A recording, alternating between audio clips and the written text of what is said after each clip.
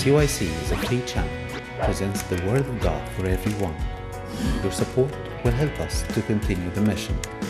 Visit our website, cycnow.com. Even $1 will make a difference.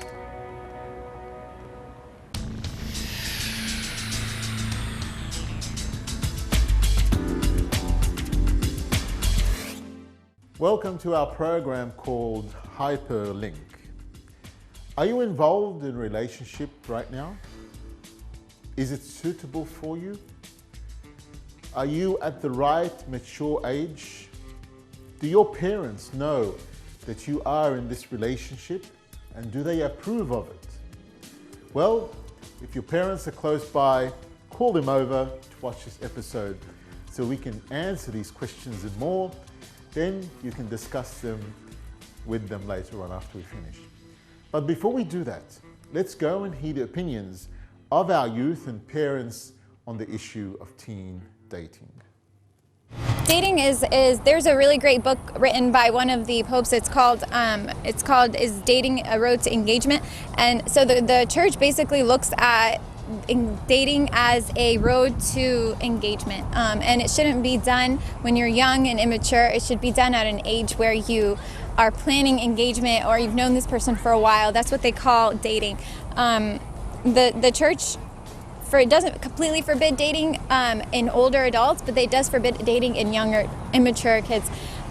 Dating is reserved for the older population that are ready to get engaged, and they just view it as a method of getting to know people. Thank you once more for your participations and your personal opinions. Should you or shouldn't you date? If yes, at what age? And do you call it dating or courting? And if you do go on a date, do you go as a couple or in a group? The discussion could go on, and it probably will. So let's start by asking your parents what they think you should do. Then let's ask your leaders about dating, what they say. Choose not to date all the way through high school. I have made my observations as well as asked a variety of people, teachers, youth workers, parents, counselors, about this vital subject. And all agree that few, if any, couples who date in high school actually end up marrying each other. So what's the point of dating? You've probably also already noticed that most of your temptations as a young man are and will continue to be sexual temptations. And dating without a godly purpose has no point. All it dates is take you on an emotional roller coaster that can end up getting you into sexual trouble. Do you agree with me? Choose instead to focus on group activities, preferably church activities. Use this time to observe how godly young ladies act. What is their focus? Where is their heart? Remember, just like you are trying to choose godly guy friends, it is vital to choose godly girls for your friends. Choose to involve your parents. Ask your parents what qualities you should look for in a girl that you would eventually date or court for the purpose of marriage.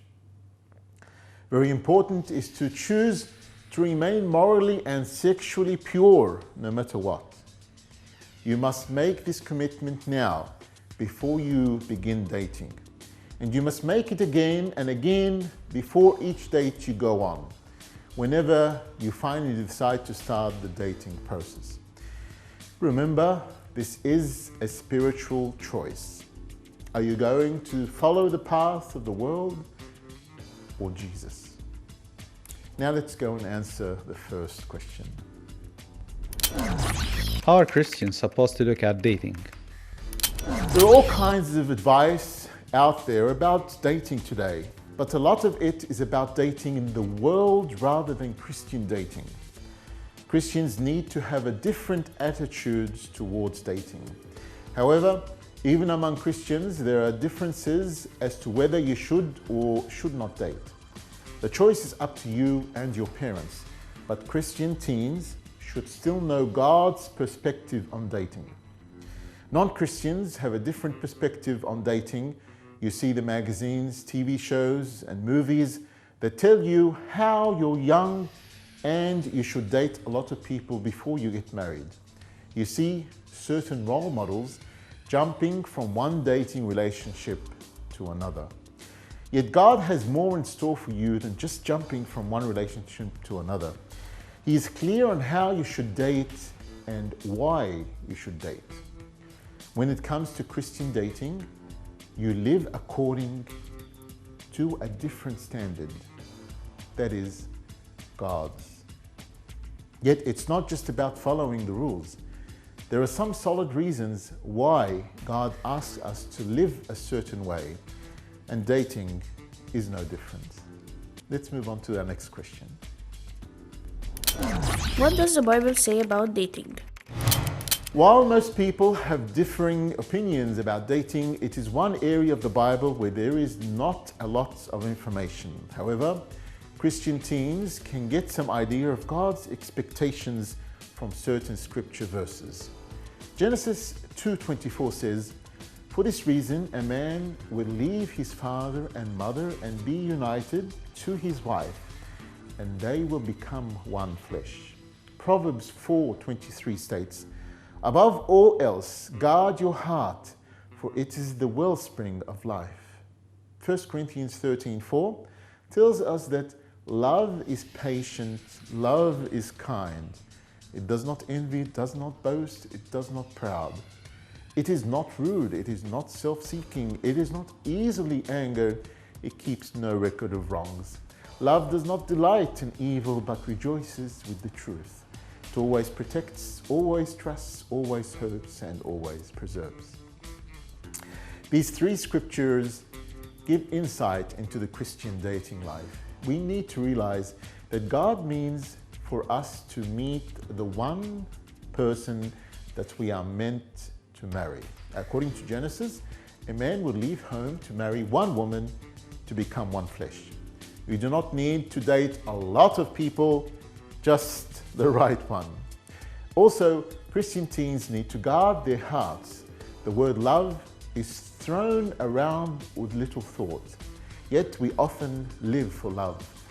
We live for God's love first and foremost, but we also live for the love of others.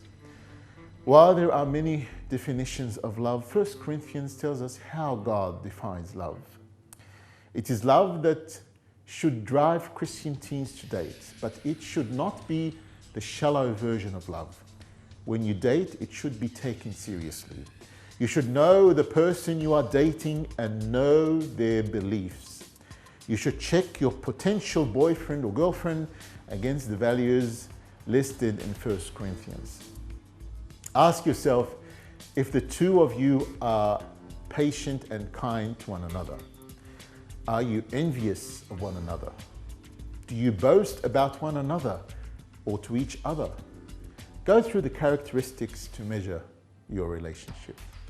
Let's go to the next question.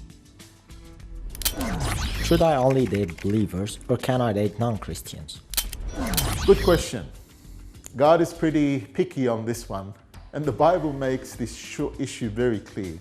Should I only date believers? In the book of Deuteronomy, chapter 7, verse 3, clearly says, "Do not intermarry with them. Do not give your daughters to their sons or take their daughters for your sons." 1 Corinthians 6:14 also tells us, "Do not be yoked together with unbelievers. For what do righteousness and wickedness have in common? Or what fellowship can light have with darkness?" The Bible seriously warns us about dating non-Christians. While you may not be looking at marrying anyone at the moment, it should always be in the back of your mind. Why get involved emotionally with someone that you should not marry? This does not mean you can't be friends with that person, but you should not date them. This also means that you should avoid missionary dating, which is dating a non-believer in the hopes that you can convert him or her. Your intentions may be noble, but the relationships rarely work out. Some Christians have even gotten married to non-believers, hoping that they can convert their spouse, but often the relationships end up in disaster. On the other hand, some Christian youths believe that interracial dating is inappropriate due to scriptures that tell Christians to avoid being yoked to non-Christians. However, there is actually nothing in the Bible that prohibits dating people of other races. The Bible places more emphasis on Christians dating other Christians. It is culture and society that place an emphasis on race. So make sure you are only dating those who share your beliefs. Otherwise, you may find that your relationship is a struggle rather than a joy. Let's go to our next question. I know of a lot of youth who go in and out of many dates just for fun. Is this okay to do, and what does the church think of this form of dating? This is called recreational dating, where you date for the sake of dating. God calls us to love one another, but the scripture is clear that He asks us to be careful. While love is a beautiful thing, the breaking off of relationships is hard. There is a reason why they call it a broken heart. God understands the power in love and the damage a broken heart can do. This is why it is important for Christian teens to really pray, know their hearts, and listen to God when they decide to date.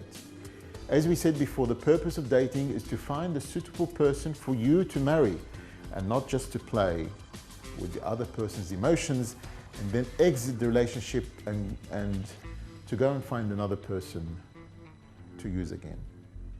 Let's move on to the next question. My son always imitates his friends, and now he wants to start dating. What should I do? Christian youth are like any other adolescents. When they start to grow up, they also start to form attractions to members of the opposite sex. While most parents should love their children to stay young forever, eventually the issue of dating will come up. Even though your child is a Christian, it does not necessarily mean he or she can make dating decisions without guidance. Here is some advice as your child enters into this new experience. 1. Know God's will. According to the Bible, it is God's will that people fall in love and get married. 1 Corinthians. Parents and youth will tend to disagree about when to get married. However, parents do need to keep in mind that falling in love is part of God's plan. Just remember, you don't get there by chance. 2. Know what you believe about dating. There is a group of Christians that does not believe youth should be dating at all, and there are people on the other side that believe dating is how you know the right person when he or she comes along. Most parents, though, fall between the two opposites. They believe that Christians, youth, should date responsibly and not just date for the sake of dating. Knowing where you fall in a spectrum will help you set rules later. 3. Talk to your youth about dating. This is one of the most difficult and often overlooked steps by parents. It is one of the most important parts of leading your Christian youth down the right path. While neither one of you may feel totally comfortable talking about dating, sex, temptation, or feelings, it is important that your son or daughter understand your perspective. It is also important that you listen to your child when he or she speaks. When the two of you understand each other, trust and openness is built up. It forms better relationships. This also opens the way to help better guide your child throughout their relationship and what they may be going through. 4. Have ground rules. As you start to notice your child's growing interest in members of the opposite sex, you may want to start thinking about the rules you want to set. Be sure not to just set the rules, but also explain where the ground rules come from. Also, be willing to discuss some expectations to the rules, like a later curfew when your teen goes to a school dance. Be sure to allow your son or daughter to have some input in your rules so that he or she feels heard. Youth who feel they have some say over the rules usually follow them much better. 5. Take a deep breath.